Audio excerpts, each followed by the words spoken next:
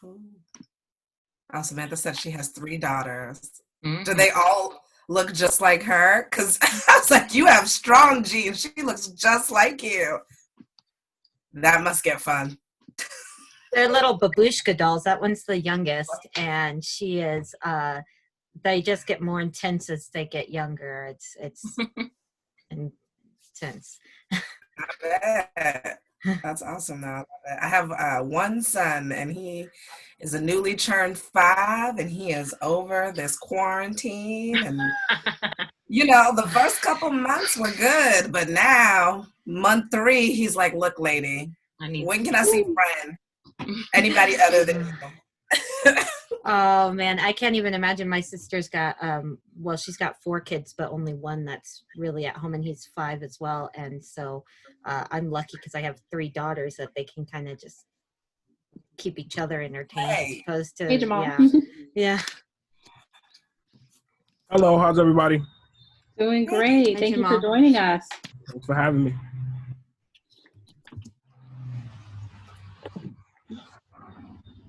All right, so I guess we can go ahead and get started. We'll just do some introductions to go around, and that we can just introduce ourselves to the speakers here today, and you also get a chance to meet Kizzy in just a moment, and she'll be hopping on. So I'll go ahead and get us started. My name is Keisha Jones, and I'm with Literacy Sisters. And Literacy, just a little bit about Literacy Sisters. We're just an organization that partners with local organizations such as Restore More, Black on Black Education. And our goal is just to provide access to resources that promote the personal and academic wellness and development of women of color, young women of color. And we really emphasize the larger definition of literacy. So we focus on activities and creating educational opportunities that will focus on the development of a variety of skill sets. That way we can focus on like a more holistic approach to literacy. And that way we can focus on things that interest many different people, including like we're talking about today, the social and emotional aspect of literacy and how we can develop those competencies. So that's just a little bit about me and Literacy Sisters. And maybe we can go to Ava, you can introduce yourself. I was muted. I don't want to pick up any background noise, but hi, my name is Eva Lauren Jean Charles. Most people just call me Eva. I'm the founder of Black on Black Education. What Black on Black Education really is, we're a social media platform and podcast where we're having just really intimate conversations about education, specifically in the Black community, and all of the sorts of resources that need to be available to students of color to ensure that students of color in low-income communities specifically are getting their needs met by their teachers and the administrations and policymakers of the various cities that look like that. And so we partner with Literacy Sisters, Restore More, and various other people to kind of make sure that anyone out there who's in the field of education is in service of Black students is getting all the information that they need.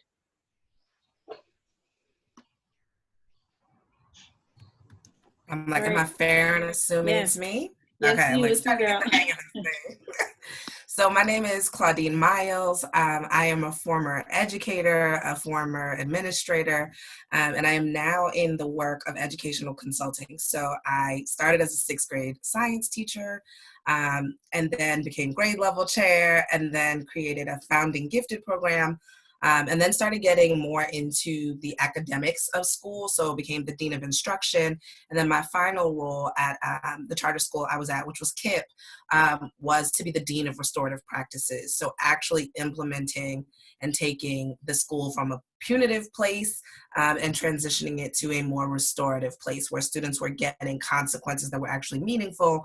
And we basically did a complete overhaul to infuse the school with social emotional learning competencies. So that is how I got here. And the work that I currently do is training educators as well as parents on this exact type of work. So SEL, restorative practices, and self-care, because it is so important, yet oftentimes is like the first thing to go when schools start thinking about like, oh, what needs to be prioritized? So it tends to get cut off, but it is so important. So that is me in a nutshell.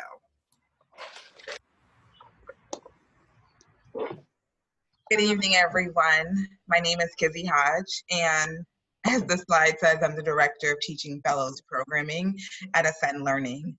But before I get into this role, similar to Claudine, I was an educator, teacher, taught every grade in elementary school, then moved into school leadership, and then finally network leadership. And so at Ascend, my role is primarily, I run a program that develops novice teachers and also novice teacher leaders who are aspiring deans of education, principals, and so on and so forth as we kind of build this education leader pipeline because our students deserve excellent teachers and leaders now. Great, awesome. Yeah, so you got a chance to hear a little bit about us. Now, I would like to, for us to get to know some of you who joined us this evening. We had a chance to talk just for a little bit, but maybe we can just go around and just introduce yourselves, names, and whatever you'd like to tell us about yourself. Maybe we can go ahead and get started. The first person on my screen for me is Jamal. So do you mind if I start with you, Jamal? No, no worries. Okay. I am Jamal Thomas, the proud father of Eva Loren Jean Charles, the recent graduate and beautiful young lady who is the founder of Black on Black Education. She and I, for long periods of time, have had significant conversations around education and what the future of education looks like. So, I'm not quite as involved as most of you have been in the education space, but it is something that I have a passion around, and something I want to help support Eva on as well. So, very, very interested in the topic that we're talking about. Thank you for joining us. That's so nice. Thank you. Thank you. Next, maybe Monique, would you mind introducing yourself? Sure. How's everybody doing? I'm Monique Roshan. I come to this place because I recently just made this teacher Instagram so that I could connect with beautiful people like you. I come actually from a career in law enforcement. I was a police officer in DC for 6 years, and I resigned 2 years ago and decided to go to grad school and get my master's in education because that's where I feel I can be more useful to youth, predominantly urban city youth. And I currently am employed by a charter school in New Orleans. I start in July. I just graduated in May. And my position will be a cultural associate and behavior support specialist. And it's a fancy title, but I want to do the work. So I think that this workshop is like the perfect way for me to start diving into my own type of professional development. I worked at University of South Florida over the last 2 years where I got my master's and worked with college-age students in the Student Rights and Responsibilities Office. So all we did was educational sanctions in that office. So I just want to turn it back to the K through 12 system. So that's why I'm here. That's awesome. Thank you for sharing that. What an awesome career path and what a big transition, I really commend you and your goals and your vision. That's amazing. That's beautiful. Thank you for sharing. Thank you. Let's see. I think next we have Jasmine. Jasmine, would you mind sharing a little bit about you? Hello, hi. I just graduated May 2nd with a degree in Education Policy and Ethnic Studies. Well, I am just entering the workforce, undergrad. It's very weird right now. And so I created my degree after the Atlanta Public School shooting scandal to understand how race, racism, and public policy can impact the equity and accessibility of learning. So mainly what I do right now, I'm doing a part-time position with the organization called Essential to Life as a curriculum and program design specialist, where I am designing all of the curriculum for 4 years for 10th to 12th grade to go to college. So that means finding field trips and coordinating partnerships with local colleges to students and just like learning the background of curriculum. I realized that I don't want to be a teacher. I want to be more of the what are students learning, and so that's more where I am. That's great. That's really awesome. Thank you for sharing that. And yeah, like definitely, I like how you responded so quickly to what was happening there in Atlanta and like decided to jump in and start seeing what you can do to change, to learn more about it and to maybe possibly change it as well. So I hope wish you all the best as you continue to study. That's great. I see Samantha, so you're next on my screen. Do you mind if we hop over to you? My name is Samantha. I am an educator. I don't have all the amazing credentials that so many of you already have. I actually have taught at a charter school for the last 3 years and will be moving over to a public school that is high risk more this year. And we had a restorative practice coordinator as well, Restore More. I'm so sorry, I forgot what your first name actually was. And we actually did a bunch of focus on social emotional learning. And in fact, about 40% of our curriculum, at least 40% of my curriculum, because I put it all in to my classroom as well, my academics. I find it incredibly important. And I'm just here because I really want to be a part of that change as well, and being also someone that can still connect with all my students, even the ones that may not think they can connect with me. That's beautiful. Thank you for sharing that. And you definitely do have the credentials, girl. Don't down yourself. You studied, you became a teacher. That is all the credibility you need right now. So that is awesome. Thank you so much for sharing that with us. And next we have Jesselyn. Do you mind just sharing a little bit about yourself?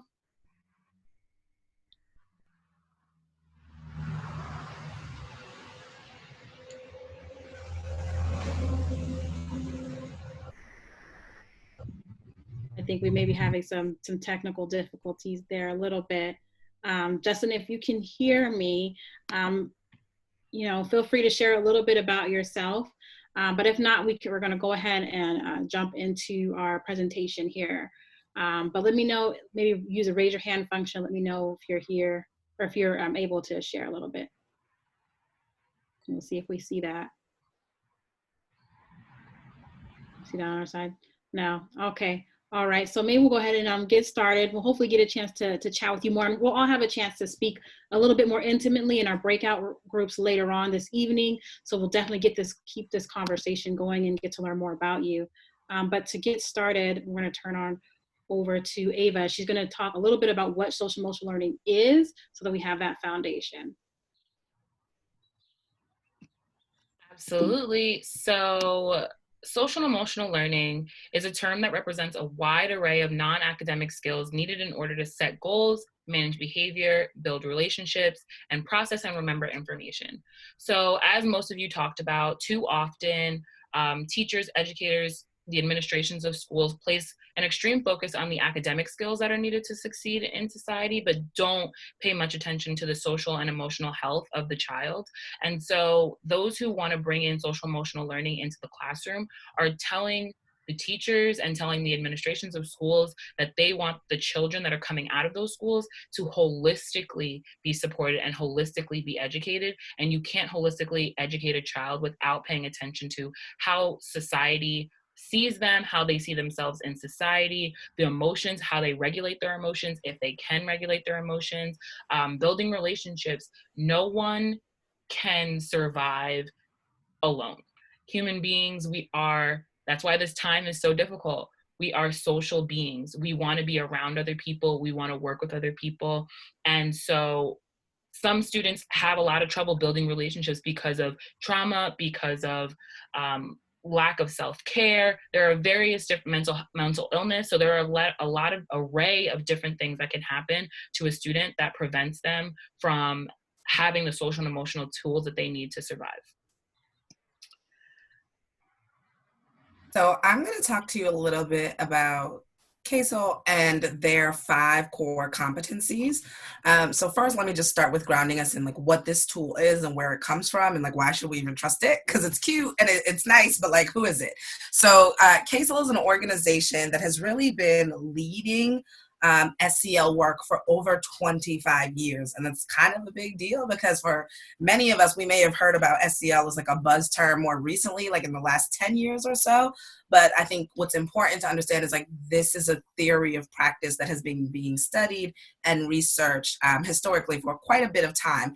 And so CASEL is a collaborative alliance of a variety of folks. So they have educators, superintendents, various levels of leadership, people that are solely in the field of like psychology, but ultimately this entire network of folks who care about young people and their social emotional habits have come together to say, you know, while the academics is important, what we've actually learned is if we tap into these things, then the kids will succeed even more academically because they feel loved, because they feel safe, because their needs are met.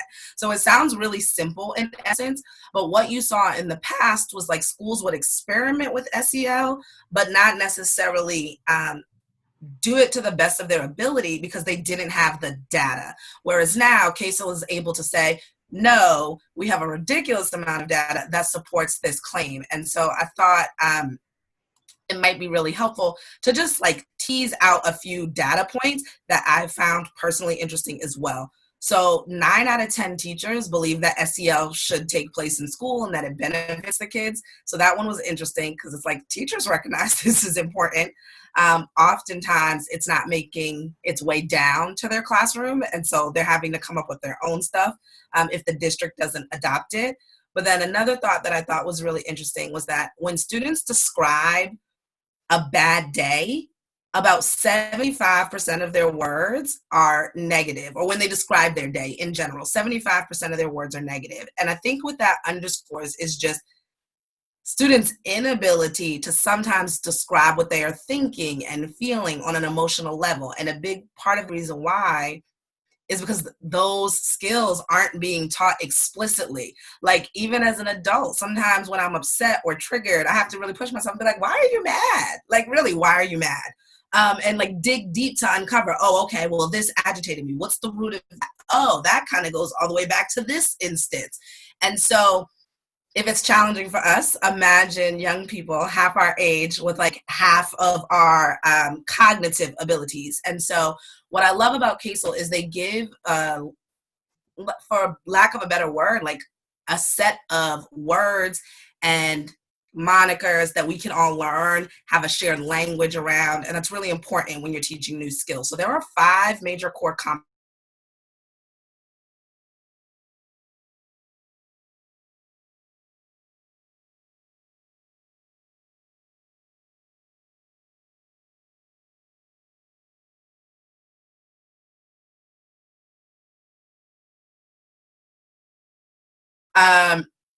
Assessing your personal abilities. So really having a clear understanding of what your strengths are and what your weaknesses are. Can y'all hear me? Okay, I got nervous. I saw internet unstable. I'm like, no, Teddy Riley, get out of here. I'm like, no. Sorry, y'all. I tend to have a very silly sense of humor. The second one is self-management. So how do you actually manage stress? A lot of people are just coping, and that's not students. I'm just talking about adults. So they are turning to vices, whether it's drinking or drugs or thrill seeking, but we're trying to equip our young people with healthier ways to cope earlier on, so they are not later in adulthood trying to figure out, well, how do I deal with the loss of this person, or how do I deal with a breakup or a loss of a job? Another component to self-management is controlling your impulses.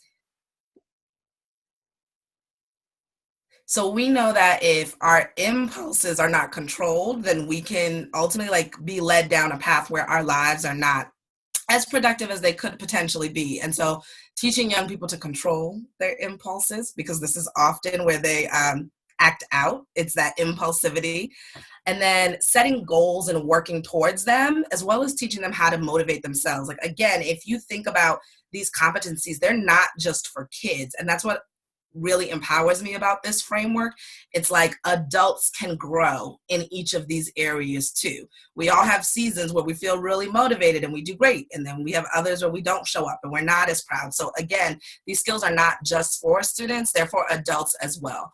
The third would be relationship skills. And so that's just how we communicate. Like, when you say something, do people get your intention, or are you constantly having to clarify yourself and say, oh, that's not what I meant. What I meant to say was, and we want to teach our kids to be able to advocate for themselves and stand up for themselves. And so to do that, you've got to teach that skill.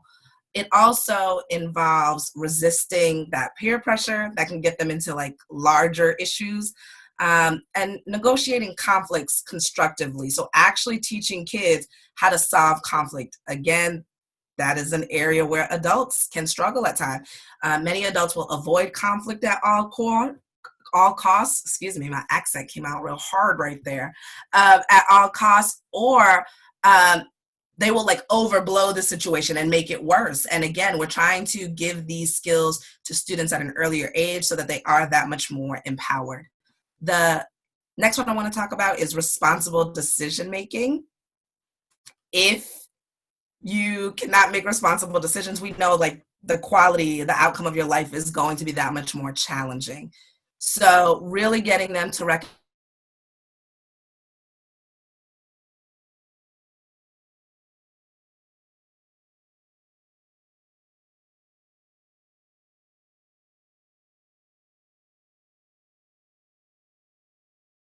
if I'm in an accident, her insurance could go up, right? All of these things. We lost you for a second. I'm so sorry, y'all. I'm so sorry, y'all. It's like the worst weather out here today, and I know that's gonna affect it. Can you hear me now? Yeah, we can hear you now. Can you do maybe responsible decision making just a little bit more, just in case we missed anything? Yep. So responsible decision making is this idea that you've got to teach people in general how to evaluate like the consequences of their actions. So really getting people to think through the scenario prior to making the choice, right? So if I steal my mom's car and I'm 17 and I want to sneak out, if I get into an accident, that would horribly affect my parent. It would make their insurance go up. It could have long-lasting consequences for me and the law. So again, really getting kids to like break down their potential choices and think about them before they make them, which would cause them to then understand and care, like how does that affect the other people in my life, like my mom or my dad? And really getting them to have an ethical code. Right? So most people have a code they subscribe to, whether it's from religion or their upbringing or something that they've assembled through life, but really getting kids to check in against their code and say, okay, well, do your choices match up against your ethical code? And is there a disconnect? In terms of social awareness, which is the last one, this is all about being cognizant of what other people from diverse backgrounds go through. And I think this one is so important right now. It's understanding that, you know, police brutality is a major issue for kids of color and having empathy for it. It's understanding what's appropriate in certain settings and what's not in others. And it's also knowing, you know, how to get access to resources when you find yourself being stuck. So, you know, we might have a student who's applying to college, but is a couple $1,000s short. Are they going to completely give up, or are they going to have enough social awareness to say, oh, well, I could reach out to my guidance counselor who does know about scholarships and they could connect me. So again, all of these skills, while they are really important to teach to young students, it is also important to understand that these skills are for adults as well. And we all are on a continuum of development. So just like our kids are developing and becoming their best selves, as adults, so are we. And so when this is introduced in any school setting, what I think is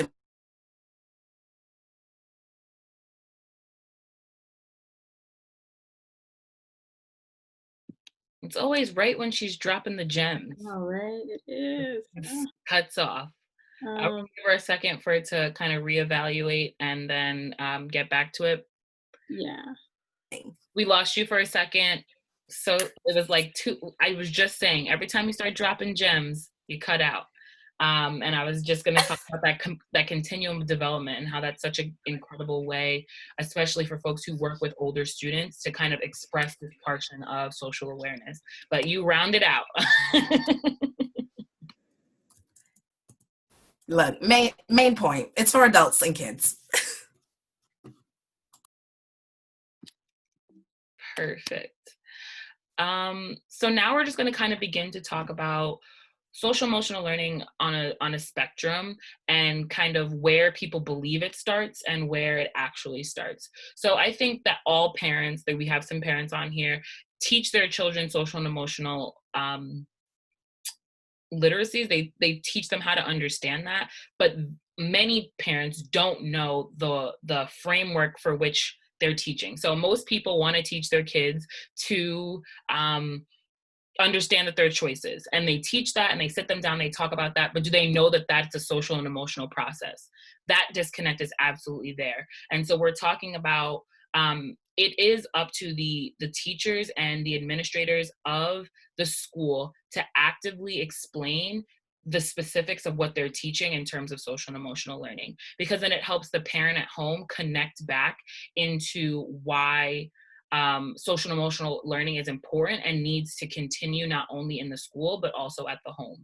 So when you give the parents an active and understandable and digestible understanding of what it is that you're implementing in the classroom, it's going to be a lot easier for parents to get why it's important, not only in the classroom, but also in their homes. And so as educators and administrators, it is of the utmost importance that the social and emotional practices that you're implementing into your curriculum and into your classroom, that be articulated to the student and also be articulated to the parent, so that everyone in this family of educators and the family of people who are trying to develop the whole child, everyone understands the theory for which we're using as educators to develop the whole child.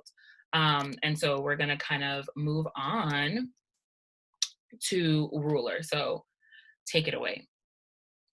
Yeah, so our ruler approach, this is sort of how everything that Ava just described kind of comes to fruition in the classroom. Like CASEL, the ruler approach was developed by an organization that has evidence-based research in how these methods actually work in the classroom. A lot of the schools where they've implemented this approach, they were able to see decreases in school bullying, better relationships with teachers and students, but they were also able to see better communication with the parents as well, because everyone was on the same page in implementing these social emotional literacies with the students. So what does the ruler approach stand for? The great thing about the ruler approach is that it is applicable for people of all age groups. So whether you're an adult, a teacher, a parent, or a child, these steps that the ruler has, it's applicable to everyone, and we all can use them. So to begin with, the first step of this approach for implementing social emotional learning is to teach students to recognize their emotions within themselves, but also in others. So this is how it kind of crosses over to a social skill as well, right? Being able to identify the emotions of others is a social skill, but being able to identify it within yourself is also that emotional awareness that we mentioned earlier with Castle. The next step in this approach would be to understand the emotions. This is another aspect of teaching, right? Teaching students to understand, number one, what are the cause of the emotions they're experiencing, and then what are the consequences of that emotion, right? So if I act out in anger, what are the likely consequences of this happening in the classroom, right? And unfortunately, a lot of students aren't able to make that connection between how they're acting and what the consequences are, because they just are not cognitively developed to that point yet. So as teachers, modeling maybe self-talk, positive self-talk, modeling the steps of actions in the classroom, and what does that look like? So helping them to develop, I should say, an understanding of their emotions, the cause and effect. The next step would be to label. Someone mentioned earlier in the chat, how a lot of times middle school students don't know how to express themselves. They don't know how to explain how they're feeling. And part of that is because they don't have a vocabulary yet. where they are able to label how they're feeling. They don't know what the name of it is. So if you don't know the name of something, you can't communicate to someone else how you're feeling a certain way. So sometimes we need to develop a vocabulary within the classroom of how to label or identify the things that we're feeling. And this leads us right into the expression of it, right? So once a student understands the cause of their emotion, they understand what it's called, the name of my emotion, how do I express that in an acceptable way when I'm at school? How do I express it in an acceptable way when I'm at home, right? And how do you define what is acceptable expression of emotion? Can be very complex because of course we're not there to police students' feelings or tell them how to feel or when to feel a certain thing.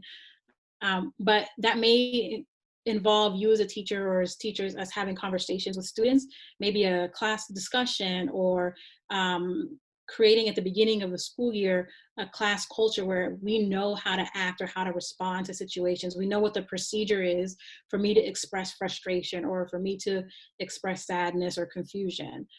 Developing that rapport with students very early on, that way they know how to respond and how to express themselves in an acceptable manner for your classroom. Lastly, we go into the regulation of emotions. This has to do with emotional controls brought out early with Castle. Again, you're seeing how these things intermix, right? So again, that self-control, regulating our emotions, this comes with creating strategies for your students. One of the strategies that I like to mention is modeling self-talk, where that's listing out ways of listing out positive affirmations, things to repeat in our heads to help control our emotions, whether that's anxiety or depression or sadness or insecurity. A lot of times students feel insecure about certain assignments that lead to that anxiety and that lead to procrastination or acting out or other negative behaviors. Being able to regulate early on emotions will prevent those later on, those acting out, as we call them in the classroom. So to begin talking a little bit more about implementation, but excitingly also a little bit about responsive classroom, Mrs. Hodge, Kizzy Hodge is going to share a little bit about that with us. Sure, thank you, Keisha. So responsive classroom is essentially an approach to teaching that has a set of practices that support social emotional competencies as well as academic competencies. And if you look at the list of competencies, they relate very closely to the ruler method as well as the CASEL method. And so I think that only reinforces this idea of we've kind of isolated the social emotional competencies that we want to reinforce with our students and adults alike. And so I'm going to share with you just a few practices from responsive classroom that are used to reinforce these social and emotional competencies. And when people ask me about responsive classroom, it's simply just good teaching. It's when you watch those shows on TV and you're like, oh, that's what I want my classroom to be like. That's responsive classroom. It's all the things that we thought or know to be true about good teaching. So some of this might not be new information. And so the first practice that I want to share with you is class meetings. Keisha, can you move to the next slide? I'm not sure who's controlling the PowerPoint. Thank you. Our class meeting. So essentially, we prefer that these are done in the morning because it's a good time to get a temperature check, collect data, and make sure that you're in fact being responsive to the needs that you are seeing within your students. For our lower school or elementary schools, they have a morning meeting structure, which encompasses a greeting or some type of welcome, a share, and the share doesn't have too many parameters. It allows kids to maybe share like, hey, I got a new toy today, or hey, you know what, my mom said something, I didn't really like it, it hurt my feelings, right? So it's more of an open forum, but if you want to lower the risk, as you are getting to learn your kids, you can put some more parameters around it. Then there's a group activity that reinforces some of our social emotional competencies as well as our academic competencies. So for example, back to making choices, right? Or thinking about the root cause of what caused us pain or made us upset, right? That might be an activity that you want to foster in that group activity setting. And then lastly, there's a morning message that sets everyone up for the day ahead. Similar in our middle school, We have advisory, where there's also an arrival and welcome. There's announcements, so PE is holding tryouts for basketball. You have an upcoming math assessment, things like that, just to keep them up to date and give them a place to show some autonomy over their own learning and development, both socially and academically.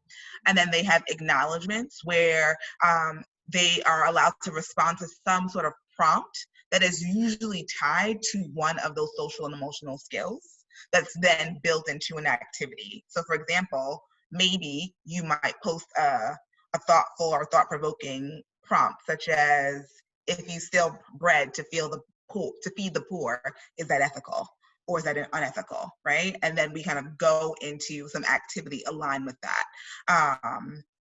And then maybe we have a debate, right? And that's our activity. And so we're reinforcing social emotional skills that could support with community building, right from wrong, making choices, and so on and so forth.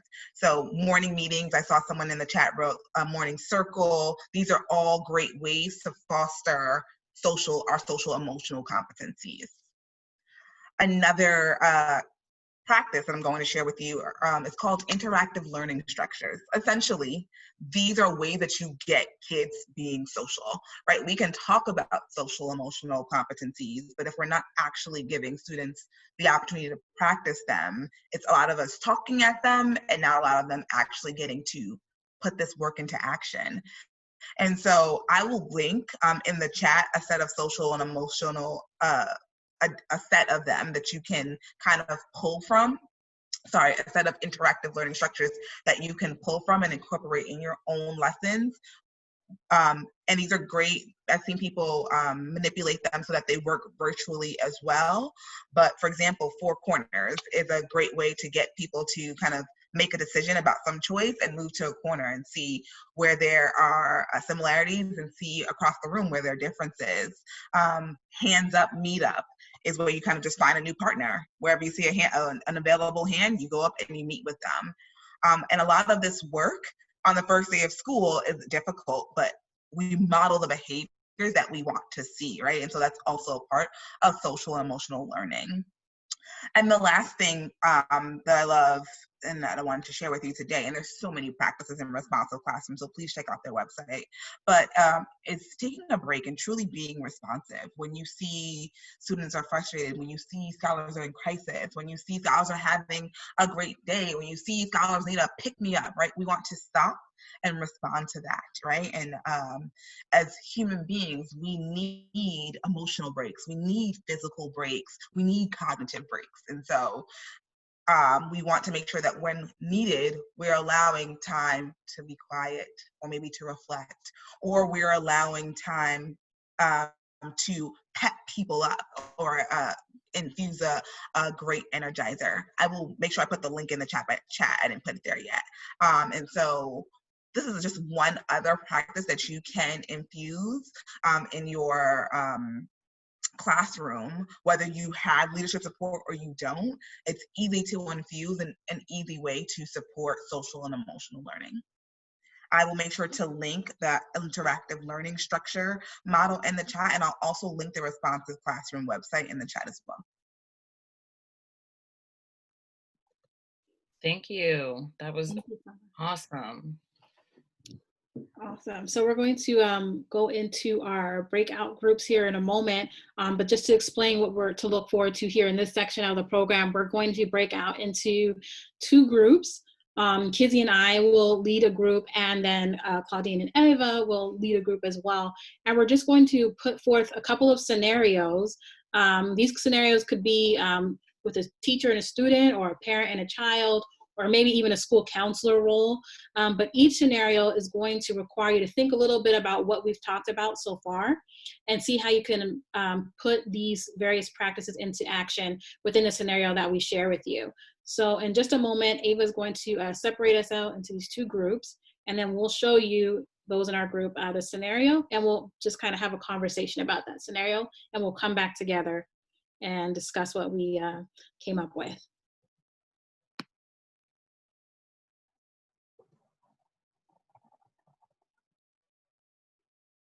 Just bear with me 1 second. I am almost finished. I'm like, take your time. You're working magic. All right, and then let's assign everybody for the next group. I think I did it. All right, see you guys in a second. Right, here we go.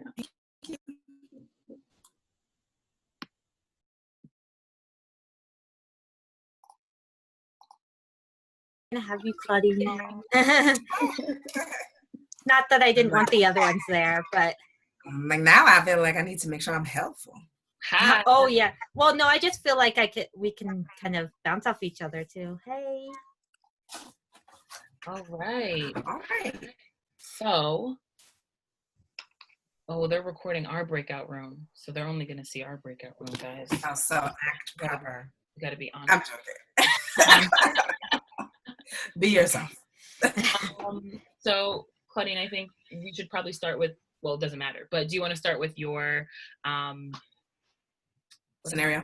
With your scenario. I think before we start with the scenarios, we just want to, so there's only 2 of you in here.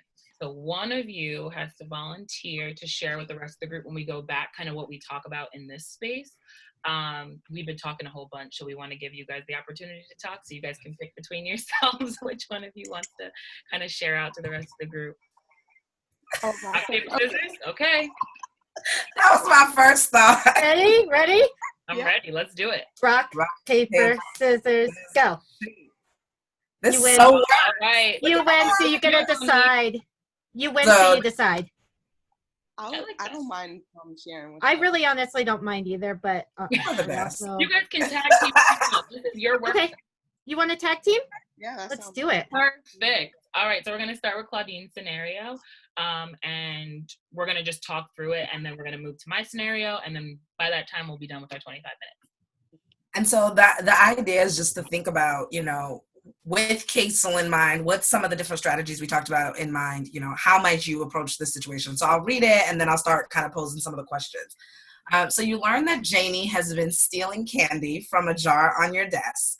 You've mentioned it to her that you're aware and that you're going to have a talk with her during lunch to follow up. Janie is an A student who's pretty much agreeable with everyone. She has started acting out over the last 2 weeks, and though this is the first time she stole, you're certain all of these things are interrelated because you've never really seen this type of behavior from her until recently. So what social and emotional issues might Janie be facing? And anyone can hop in and take a stab at it. There's no right or wrong answer.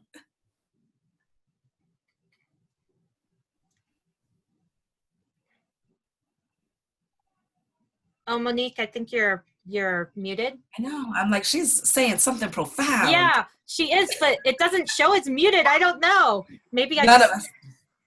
us. Yeah, There, that Monique? was. Oh, Now, can you hear me? Yes. Okay. After hearing the scenario, I immediately thought that something in her life has changed that as the teacher, I just don't know about. So I'm trying to think of how to pair that with everything we learned. So maybe it's inside of her own self-awareness and how to articulate that to someone and confide in someone that this is going on and I don't know how to function around it. Whatever it is that's going on, she doesn't know how to communicate what she needs. So maybe she's asking for attention in a way that she knows I would pick up on, which is taking candy from the jar on my desk. Yeah, I think you were like, I'm not sure. No, you did that perfectly. I think that is so important as educators for us to try to look at things in totality and just recognize, like, when you see a student doing something very different from their typical behaviors, that's a sign, right? That something's up and we should further explore versus just be punitive and give a consequence. How might you approach Janie about her decision making? I had a question for clarification. Yeah. I caught Janie stealing the candy. Yes. Okay. Yes. So I know for certain that this actually happened. Okay. You know it's her. Like, there's no mystery. You just didn't have the moment to deal with it, and you told her you'll talk to her at lunch. Okay. So I would definitely, one of the first things I think of is I statements. with like, I notice, and also sticking with facts as opposed to accusations or any of the other stuff. So I notice and I see as opposed to like why. But I noticed that you needed a piece of candy, and that's not really the way that you've done that before. Can you talk to me about why you made that choice? I love that. I think that's genius. Like, and you brought in a restorative strategy, which my sound is doing things, isn't it? No, we hear you. Okay, I hear you, but you're stuck. I'm like, wait a second. So that's actually a restorative practice strategy, those I statements or affective statements. And so you could say something like, just like you said, right? I'm wondering why. I noticed this. I'm wondering what happened. You might also say, I feel disrespected when you take things without my permission, especially because I would give them to you if you asked. Right? So by saying exactly what you feel, you're modeling empathy. So kind of what Keisha was speaking to, where you're constantly showing them, like, this is a dialogue that I expect you to use, but I also hold myself accountable to it. You're modeling like emotion management. Like, yeah, you stole from me, but I don't need to fly off the handle and give it a level 10 response because I don't want you to give things a level 10 response. And it also teaches students to recognize, like, teachers are human. We have feelings, we have thoughts, we get hurt. And as long as they see us as someone who doesn't have any of that, then they don't relate. So we've got to build that empathy bridge, so to speak. So I'm going to put the language in the chat as well for like effective statements, just so you'll have that fill in the blank model to use in the future.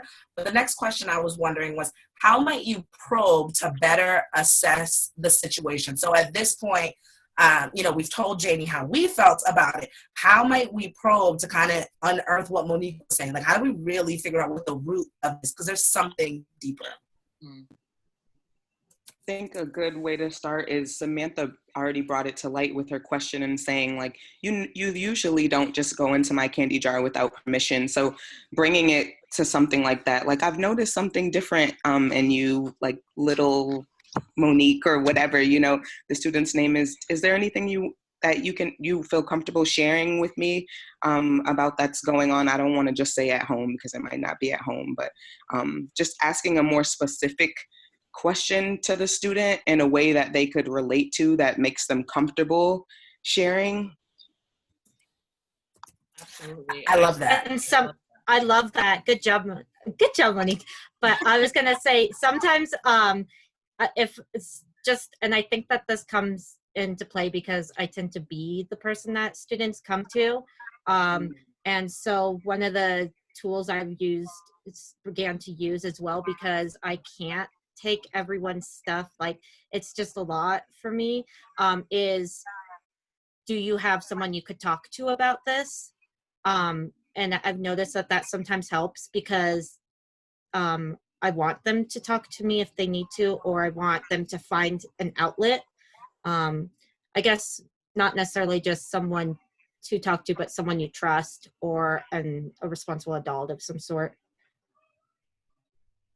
For sure. And I think your emphasis on, like, asking that question so that, one, you're helping yourself not take on too much of what's going on in your school, but also making sure that it's a safe person for them to go to. It's and sometimes you might even want to offer up someone that is also in the building that has similar belief systems as you, so that they know you can also go to this person when this situation arises again, or something like that, just so that they feel supported in that moment. So I definitely appreciate that.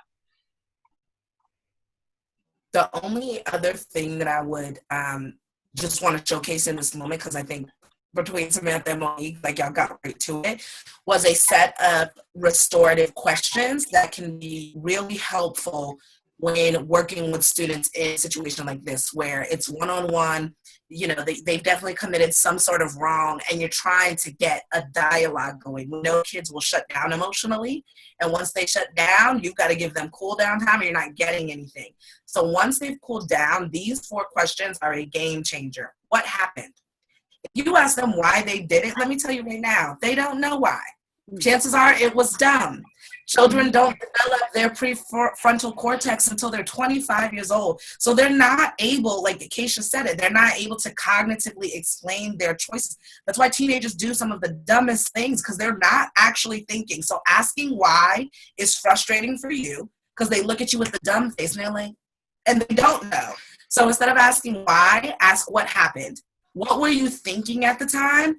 Pulls back a curtain and you see their little wheels turning. You better understand the motivations, and it gives you insight into like the next thing, right? Who has been affected? This teaches them empathy. It gets them to recognize, oh, my teacher was affected because I took something. Oh, my peers may have been affected because now I can't eat lunch with them. My parent might be affected because they might get a phone call and this is kind of embarrassing. I don't need to steal candy. And then the fourth one is, what can you do to make it right? And that flips the game, because it teaches the student, you're responsible for making it right, not me. I didn't steal anything. Mm-hmm. You've got to fix your own problem, but I'm also handing power back to you and telling you I trust you enough to fix it. And kids will give some of the craziest consequences. If anything, you'll have to work on like dialing it back with them. They're like, I should miss lunch for 3 weeks. I'm like, yeah, it was one Jolly Rancher. It was one Jolly Rancher. Like, you've got to help them to make sure the consequence like fits the incident. But this for me was a game changer, especially as an assistant principal. Like Samantha said, I was dealing with all of the discipline from over 400 kids. That's overwhelming. And so by doing this, we were able to teach them, yeah, you made a mistake, but you're also going to have to solve it. So you can come and sit in my office and take as long as it's going to take you to figure out how you make this right. But you're responsible for fixing and finding that solution and getting me to approve it, versus me coming up with the answer and solving it for you and you learn nothing. I'm going to stop my ramble now and let you go. No, the ramble is dropping gems, so the gems need to be dropped. So my scenario is less of a person-to-person scenario. It's more of an outside. So you're the guidance counselor in this scenario. A student comes into your office after being kicked out of class for what the teacher perceives as disrespect and disruption in the classroom. The student comes in frustrated, feeling as though the teacher is out to get them. The student begins explaining how he already deals with stress getting his homework done, taking care of his siblings, and cooking dinner. He doesn't want to be yelled at every time he does any little thing at school. So what should the student, but also the teacher, work on to increase social and emotional learning, but also to avoid situations like that in the future? I think one, the idea of yelling at students, because that could be very triggering. We don't know what's going on in their households. So as the counselor, I would have a conversation with the teacher, and maybe do some observations too, if that's part of the school, to see how the teacher could redirect behavior without being triggered themselves by whatever behavior the student is displaying. And as far as the student, I have to think on that, because I don't want to give the teacher an excuse for yelling. I think it happens, but it's not necessarily okay. But I have to sit on that one. Yeah, no problem. I thought that was a great answer so far. And I love that you mentioned triggers, because we all have them. And like, that's one of the things that SEL seeks to do, is like help adults recognize their triggers, but also students, because adults yell often. And it is because they're being triggered by kids who they then re-trigger. So it becomes like this cycle if we don't get a grasp on it. So I love that you brought that up.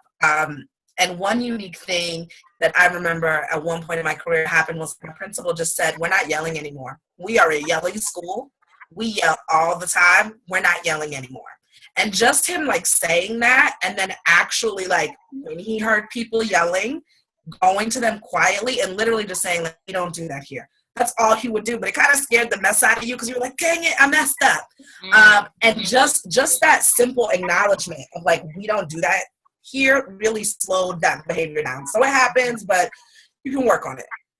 I definitely want to hear what Samantha has to add to this one, but I also liked that you focused in on the teacher first and not the student first. because I think oftentimes in a situation like this, we immediately, whether you're the guidance counselor who's an outside party who wasn't involved, the vice principal, whomever else, immediately will attack the student and the student's behavior.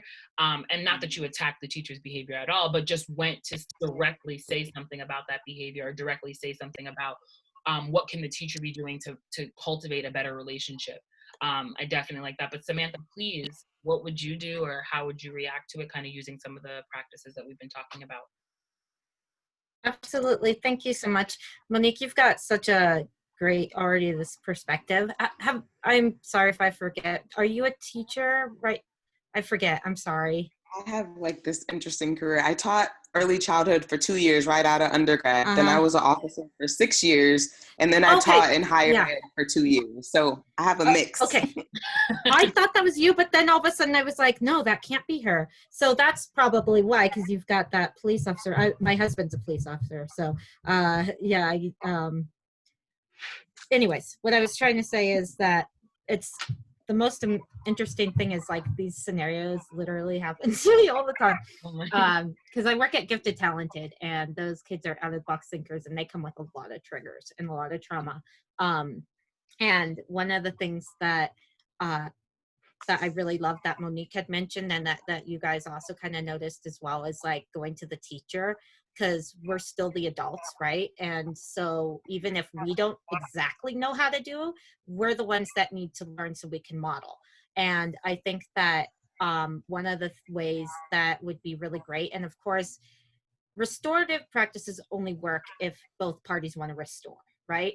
You can't force anyone into restoring anything. So I feel like one of the ways is to maybe be the mediator, as that neutral party that the gifted talent. No, I just was reading. Guidance counselor she's that neutral party, right? So being a mediator there, and or asking maybe to have the student write something, because sometimes that just getting that out helps.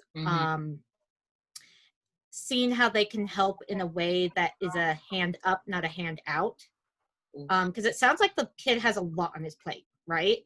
So like, what is something that what do you need from me?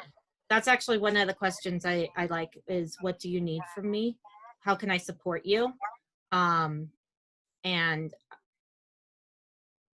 a lot of the times it's just someone to listen to them. And I think that when the student gets, or if the teacher gets to hear the students, what's going on with the student, they have way more of a reason to have empathy over what's going on. Absolutely. So I think we touched on like kind of the major things in the scenario that we wanted to touch on with using this one. I think one of the only things we didn't kind of get to is the definition of disrespect and the definition of disruption in class. Because oftentimes when this conversation gets brought to the guidance counselor or the dean or whomever else who is higher up than the teacher in that particular school, oftentimes disrespect or disruption is used as an overarching term about what a child is doing in the classroom. But if the teacher has been lecturing them for 45 minutes straight and not talking at all, and then this student goes over to a friend, hey, can I have a piece of gum? I see you chewing gum, and I really just want a piece of gum. Now, is that disrespect and disruption, or is that a dysfunction? Human. It's just human. And being a person. Yes. So I definitely want to keep honing on that, because I think that's not something that I necessarily really thought about much until I watched per Claudine's recommendation, Push Out. It's a documentary on PBS, and they talked a lot about, in most schools, insubordination does not have a definition in the school's bylaws, and yet students are suspended constantly for insubordination.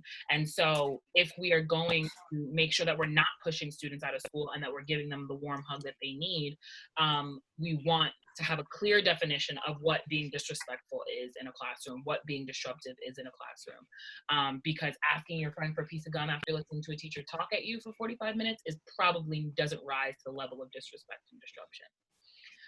It's sorry.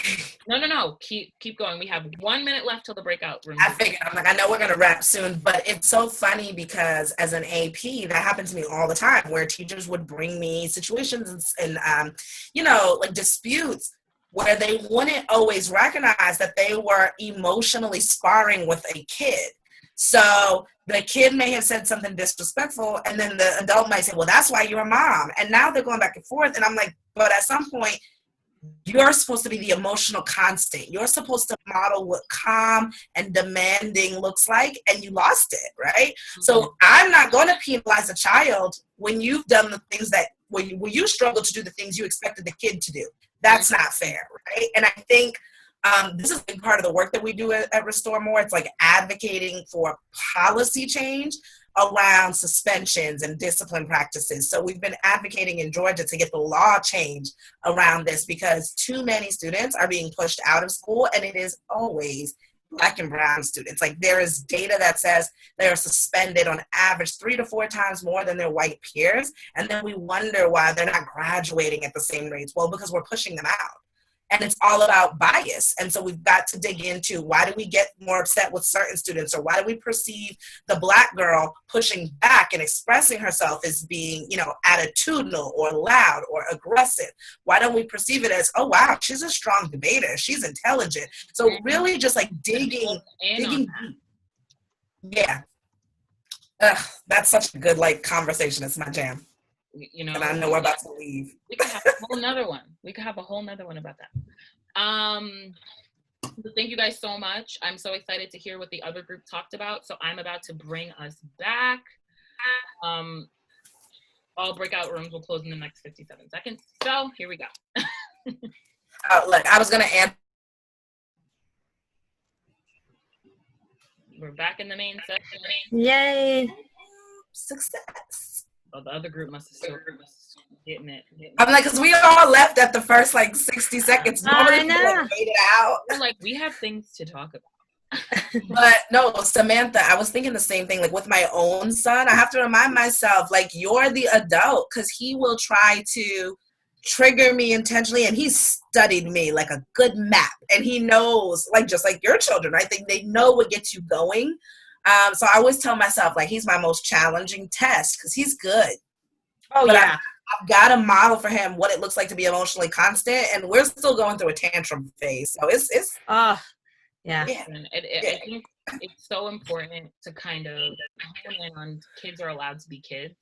Then sometimes adults are allowed to be adults, and I'm only kind of an adult, so I'm really almost.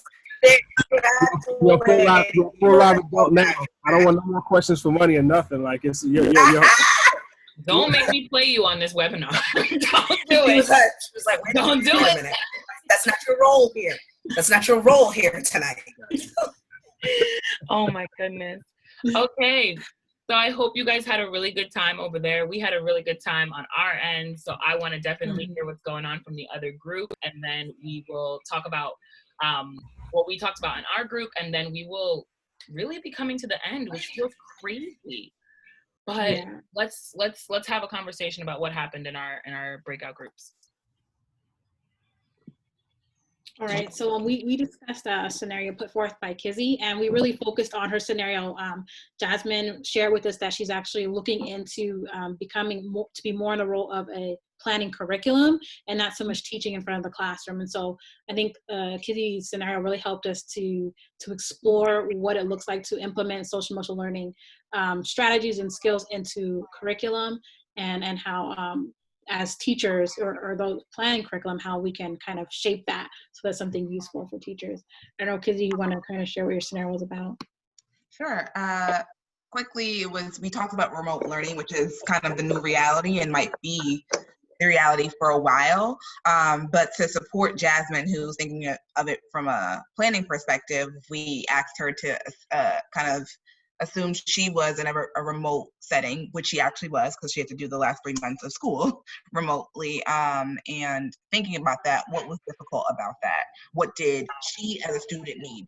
And also then had her start thinking about what do our kids need? And then how could we use some of those social and emotional learning practices that we talked about to support students. And she even talked about something that we didn't name, which are like having regular consistent check-ins with kids, right? To make sure that we are fostering creating a space where kids can come to us on a social and emotional level, an academic level, a personal level, and so on and so forth. But I think the takeaway there, at least for me, was like, how are we stopping to put ourselves in our students' shoes and think about what they need? Yeah, and Jasmine, I know she also brought up something really interesting. I don't know if you want to share this, Jasmine, as well. She brought out an aspect we didn't talk about, which is being culturally responsive within the classroom, and how that, you know, also affects students' relationships with teachers. It was really interesting. Do you want to maybe share some of that, Jasmine? Oh, I went to a PWI, and as you know, PWI stories. So I think in most of I think going to a charter school, there were a lot of white teachers, and I think there was a strong disconnect between teachers bringing what they know and accepting what students bring to the table. And so that's one of the things as I'm building curriculum, is like, how can we as leaders fully accept students what they bring to the table, because it's like, it's easy to say, hey, this is how a child should be, instead of like, this is how a child is. And so that's more where it's coming from. Like, it's PWI, predominantly white institution. And yes, it was a learning experience. And I last 3 months, I definitely found it that professors who are white did not understand the socioeconomic impact students face, of like students who didn't have internet, students who didn't have homes. And Kizzy said this too, about how like the pandemic really did show about the marginalized. I wrote it down. It showed and met students. Illuminated the disparities in students who are marginalized communities. I think, yes, I'm pretty sure that's what it is. Yes, no, thank you for sharing that. Yeah, and I think, you know, it is important. So not only are we thinking about the social and emotional well-being of students, but part of that, right, we need to think about the cultural experience or ethnic experience of students, because in fact, that does actually affect their emotional experience, right, or their social experience, and how they operate with their peers, how they operate within their communities. Their cultural experience impacts that. So as teachers, you know, we need to also educate ourselves on the cultural experience of our students, whether that's speaking with them directly or their families, doing our own work, you know, disconnecting from any biases that we may have personally, as well, before you get to the classroom. And this way, we're prepared to also address the social and emotional issues. And Jamal, he also brought out something really excellent. I'm going to kind of highlight. You know, he reminded us about the need to create a cycle where these things are learned first at the top with leadership and with adults, and then to students, and how important that is. Did you want to add anything to that, Jamal? Or I think, and I'll ask this to Claudine, because we've talked before, and I know, you know, the circles and stuff are you know, kind of what you do. I don't know if I asked you this question before though. Where with the circles, obviously we're talking about doing these types of things with students, but are the same things being done with faculty, and then with, you know, parents, and then like making it a kind of, you know, virtuous cycle where everybody's getting examples of how this process works, everybody's learning it, and then, you know, it makes it so that in the broader interactions they can work, you know, in a circle, and then in the smaller interactions they can work with the circles, and then everybody learns it better, and, you know, we've all changed school forever. Like, is that something that you kind of, you know, is that how it's being done now?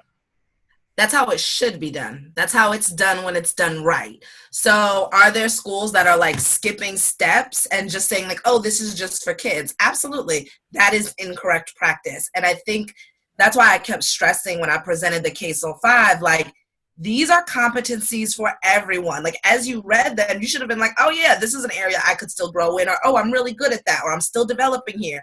Because the reality is, it is a continuum. And if you suddenly think, oh, this is only for students, then you miss the like growth that can happen for parents and for teachers. So in my experience, when we were implementing this in, Southwest Atlanta, in the heart of, a neighborhood that is plagued by institutional racism, housing insecurity, food insecurity, we're implementing this really innovative approach to conflict, and it was received so well. But it was because we did it with everyone. So my admin team, we circled.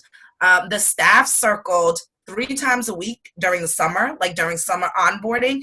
And then as the school year went on, we circled briefly at the top of monthly meetings, and then longer once a month as well. And then the students were circling 3 times a week. So they had morning meeting, kind of like Kizzy was mentioning, Monday, Wednesday, and Friday. And those were like 20-minute advisory periods. But then again, once a month, they had a 45-minute advisory period. And so I think it has to be something that becomes part of the school structure. And even when we had incidents that required more intense circles that like I had to lead because they involved, sexual harassment or fighting or really nasty pieces of gossip, I would bring the parents in. So now I'm in a circle with, the kid who was offended, the kid who did the offending, both sets of parents, maybe my guidance counselor to offer that support if it goes left. But when I tell you, it really changes a community when they start realizing like, oh, that's the level of account I'm going to be held to, or, oh, I have to speak about my misgivings or my wrong deeds in front of mom and dad. It just puts a whole new spin on it. And one of the resources that I did want to lift up was at Restore More, we created a circle kit that has 27 scripts for morning meetings. They can be as short as 15 minutes, and you can choose to have them longer. If you have that time in your classroom, they can go for as long as 45 minutes based on which questions you choose to like leave in or take out. But I think it's so important to share these resources, because if you're in a position where Kizzy was speaking to, like where your school is not implementing SEL at a school-wide level, you can still take the initiative to bring these practices in your classroom. But we didn't want people to feel like they had the burden of learning the skill and creating scripts and implementing it. So we're trying to, connect two plugs to make it a little bit easier for folks. So thank you for asking that question. But if it's done right, everyone should be circling. I bought the scripts, but I didn't read them, and now I know that I should read them. Thank you. Awesome. That's great. So, Ava, do you want to share with us what happened in your breakout rooms? I'm interested to hear. We were supposed to have one representative to talk, but they are going to share. So Monique and Samantha are going to share. We're going with the flow. I can start us off. So our first, can everybody hear me? It's good. Okay. Our first scenario was that we had a student that was taking candy from a candy jar on our desk. We saw the student do it. We acknowledged it with the student and let them know that we knew they were taking candy. And we would further talk to them during our lunch, the cafeteria lunch. So we discussed what initially came to our minds, and this behavior is not something that the student had ever presented before. They're a straight A student, normally on task, and they're all good in that area. So the first thing that we discuss is that we initially think something's going on at home or in some other area of their life to where it's altered their behavior and their decision-making to something that they don't normally do.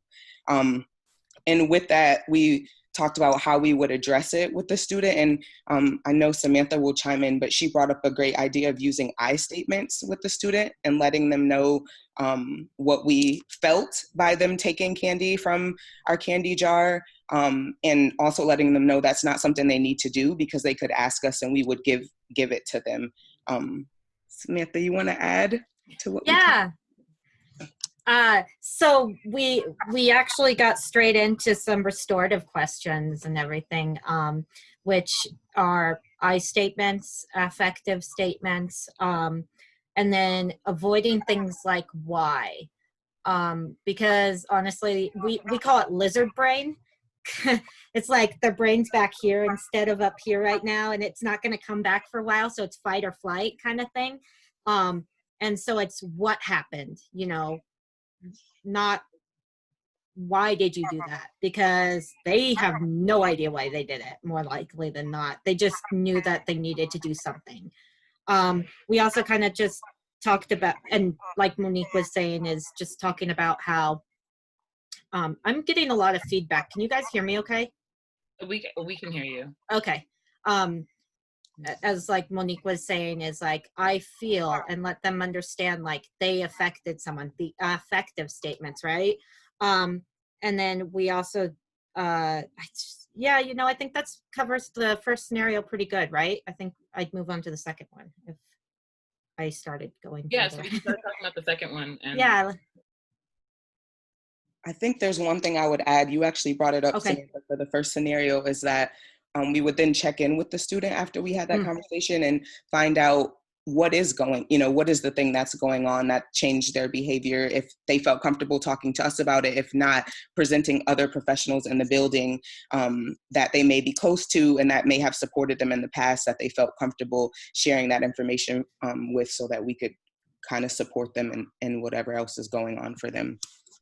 Oh, I'm so glad you remembered to bring that up, Monique, because I think that was almost like the most important part too, is like letting them remember that, or reminding them that we're here, or they have someone else to talk to. And then the other one, I guess that helped me trigger, whoa, I said trigger, but it helped remind me about the brain break idea of like, especially if our emotions are heightened, or their emotions are heightened, having that break in between, instead of like, we have to settle this right now. It's like, we're going to talk about this later. So then everyone is able to get in a better place where they've cooled down.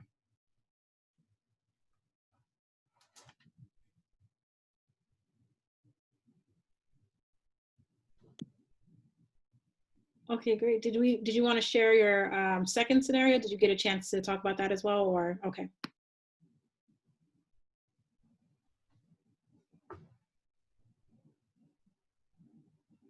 So the second scenario, in that scenario, we were the guidance counselor in the building.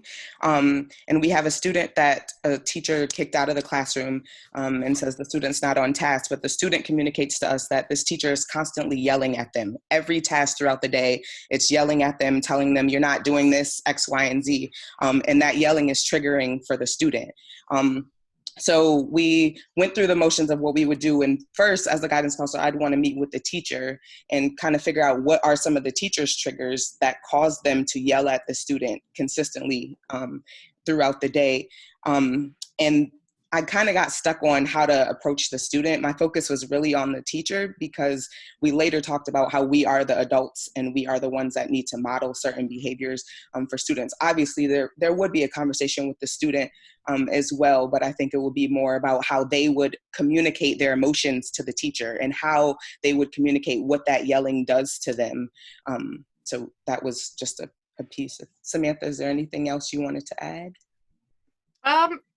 Once again, you did a really good job of putting that part up too. I think that modeling it, and it kind of goes back to what we were talking about when we first all came back from break, the breakouts of like, it needs to be that trickle down of admin to lead, or leaders to admin to teachers to, and it kind of, well, it reminds me of, well, I'm an AA, so it's like having a fool for a sponsor. I have myself as a sponsor, right? Like, then I have a fool for a sponsor. So like, how are they supposed to know how to model good behavior without learning what good behavior is? So that's kind of one of the things that that I think of a lot, is they don't know how to do it if you don't show them. So, and on top of that, like what you were saying, well, what we've all been saying is like, and I think Claudine was talking about it, that whole like, this is good for adults too. The amount of times I've used my own techniques on myself, it's ridiculous. In fact, I doodle while I'm listening to this, just to like help keep my brain focused on talking, because it keeps my hands busy and my mind can't travel. which I don't know if you could tell, likes to try and do that. I'm over here everywhere. Let's see. I feel like we kind of also talked about like helping, like validating the students' feelings as well. I don't know if we really use the word validating so much, but I think that we kind of came to that, right? Validating it. That he was right to feel that. Like, it's okay. You can be upset that this is happening to you. And having a way for the student to, like a medium for them to get out. Absolutely, absolutely. And I think the only thing we didn't touch on that we talked about was that idea that there needs to be widespread and accurate and helpful definitions for what disrespect is, for what insubordination is. These sorts of things get Black and brown students particularly, but all students suspended from school all the time. And it's so unfortunate that a child whispering to their friend in class one too many times sets the teacher off, which then sets them to the dean, which then becomes this whole issue that it could have been avoided if you had a culturally responsive definition for insubordination, disrespect, and disruption in the classroom. We talked about so much. You're muted.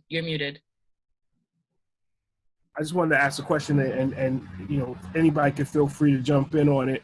I'm trying to, as I listen to these things, like I'm a kind of a macro thinker, and I think a lot about, how to scale the ideas. I'm actually convinced that, if you guys got to put all the rules together and, put together how it's supposed to look, that it would look fantastic, but somehow, in a conversation like this, where we have the answers, doesn't get to, we have the answers for everybody, and it's interjected into the system. So my question becomes is the idea of what needs to happen to scale this.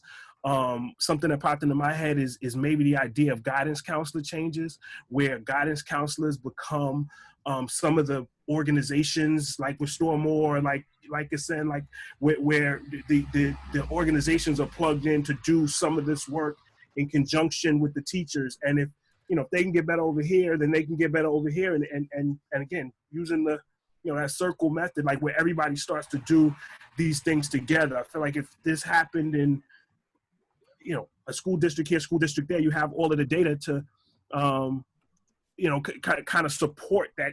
Just give us the money. Of course, we'll figure the rest out. So I guess the question is, where is it? Is it guidance counselor? Like, is that the part? Like, where does this have to happen so that so that this actually happens for more people? So I just want to be conscious of time. Everybody on the call. No worries. We're supposed to end at 8:30. So if anyone has something to do immediately after this, I don't want to go over time because we do want to respect people's time. So if I get a thumbs up from everybody that we can keep going, kind of dive into that conversation, then come to a close, then we'll keep going. If not, we will kind of do our end spiel and have a different day to talk about this stuff. So thumbs up for anybody who's okay with going 5-10 minutes over. Awesome. Thank you so much. Cool. All right. Who's answering the question? I take a stab. It's not an answer, though. And I would love for anyone else to jump in and add, obviously. But one of the things that I think Kaisel does a good job of mentioning is if a school, if a district, if a state is doing this well, they're not doing it alone. And so, yes, parents, yes, the kids and the teachers, but also community partners. So Jamal, I think you were knocking right at the door, right? Schools can't rely solely on guidance counselors because they're in the same position as social workers and our, stress management teams. They are taxed, they are overburdened.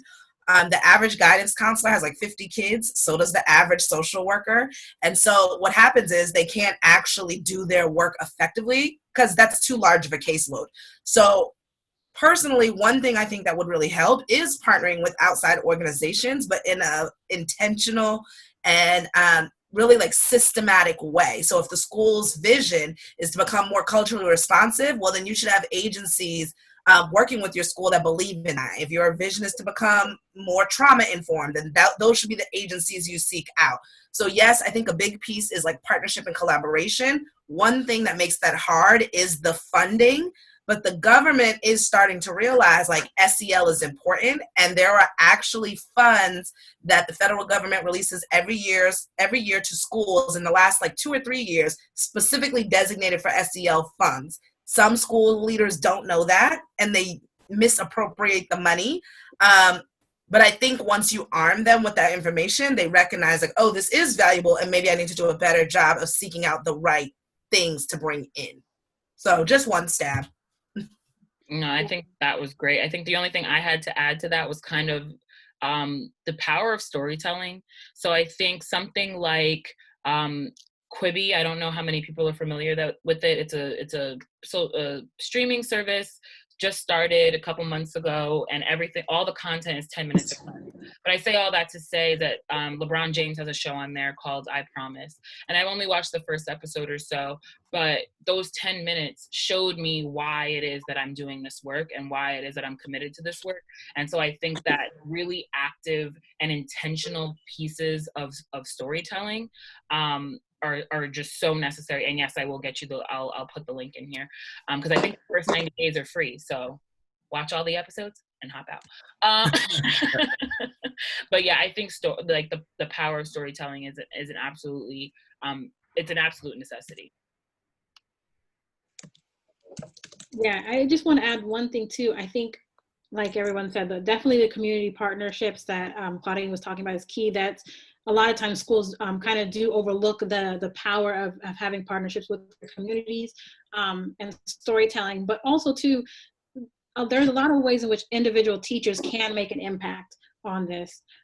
So just by simply doing them in your classroom, whether or not you have the leadership support, giving your principal, your parent associations are also very powerful. Giving them evidence of the support of the success that you're having as a teacher, saying this is what we're doing in my class and this is how it's affecting my students. And this is my quantifiable data that I've gathered as a teacher, and bringing that to the attention of the parents and your principal that can lead to a shift at your school, which then follows with other schools following your example. So just doing that on an individual basis, it can have definitely an impact on the school. Dope. I'll save the next idea for whenever you do another call. Jamal like to drop like real big questions at like 8:20 at the 11th hour. But this is good though. I mean, I am glad that we're having this great conversation. So does just before we get to the true end, and we thank you guys so much for being here.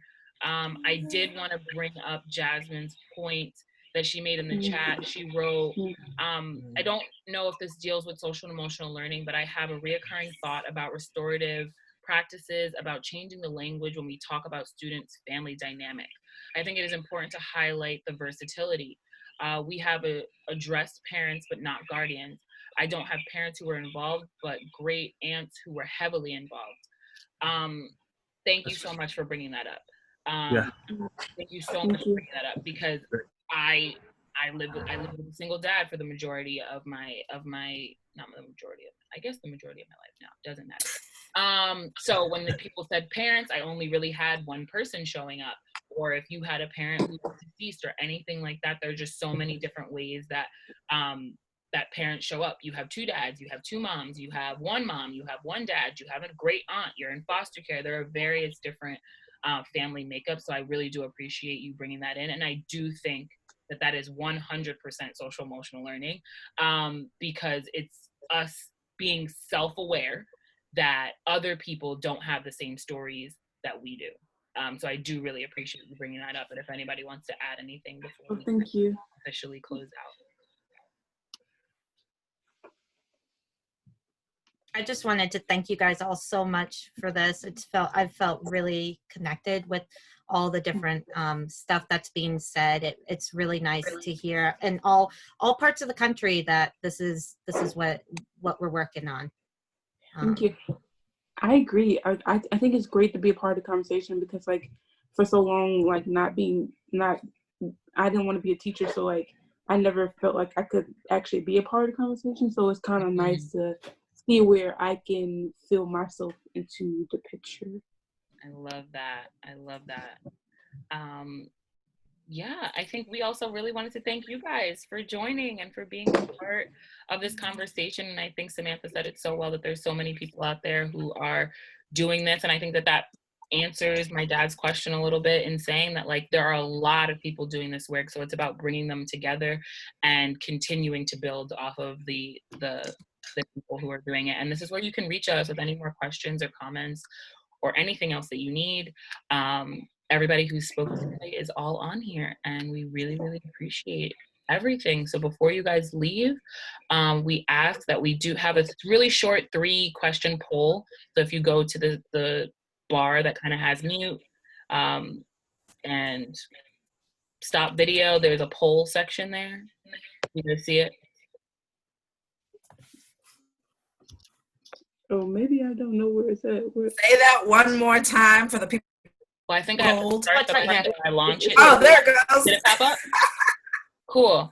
So just kind of take the next, it'll literally take you 2 minutes to fill out this poll for us. We really appreciate that. And then this will be open for the next 10 minutes if anybody wants to stay, leave, whatever. But thank you guys so much. Anybody else that was on the panel want to talk before we kind of head out? Thank you. I just want to hop in and verbally say thank you to everyone who has joined us tonight. This has really been a two-way learning street. I've taken away a lot. I feel like I didn't just pour myself out, but I was also filled up. So thank you so much for sharing your experiences and your stories, and also the career paths that were shared with me tonight were awesome and very inspiring. That alone just made my night. So thank you so much. I want to echo that. Graduating. Yes, congrats to all the graduates. Yeah. And then one person asked when we'll be doing the next one. And so that is something I just wanted to say publicly, because it holds all of us to account to like get back together and put something together to recognize like people are hungry for more of this. So thank you all so much for coming in the midst of your graduation celebrations. So you did. And thank you all. I had to echo everything everyone else has said, but you guys are phenomenal. Just hearing your stories and what you bring to this work, and continuing to push this work forward. I think in this conversation, we talked about SEL, but then we also talked about the other things that we need to also foster to make this work. And so it already kind of shows that we're all thinking very aligned on how we're going to continue to move this work. Thank you. Absolutely. Thank you guys so much. And have a really amazing night. Thank you. Have a good night. Thank you so much. Everybody. Meeting everyone.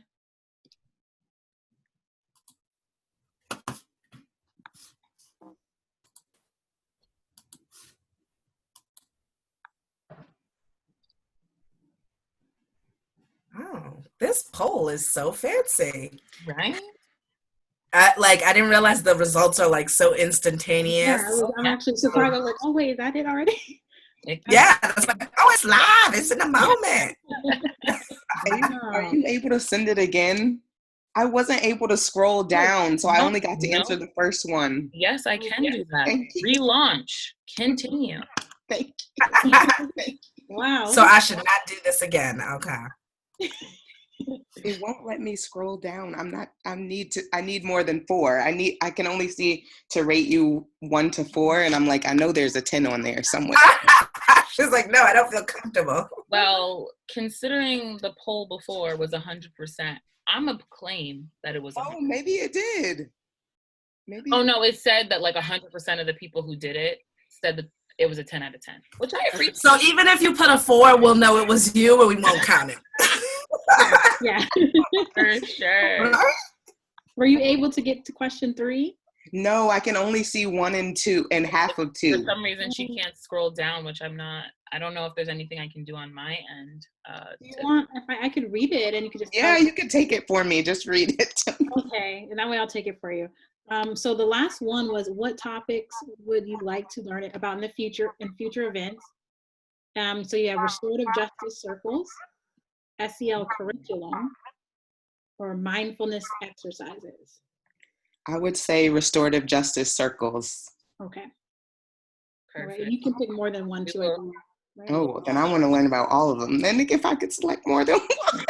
I'm like, maybe that's how they all got even, because people did select more than one. Because I'm like, Right. how they I'm all, not sure, but I'm like, I how they guess. all what was come your out biggest even? takeaway? What'd you say? What was your biggest takeaway? Oh, my biggest takeaway. Oh, I put on the first quiz. I put the first one, Okay. the 5. Yeah. Awesome. Perfect.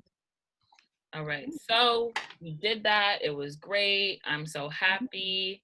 And now we say goodbye. Thank you so much. Thank you. So much. Have a good Bye. one, Have a great everybody. time. Night.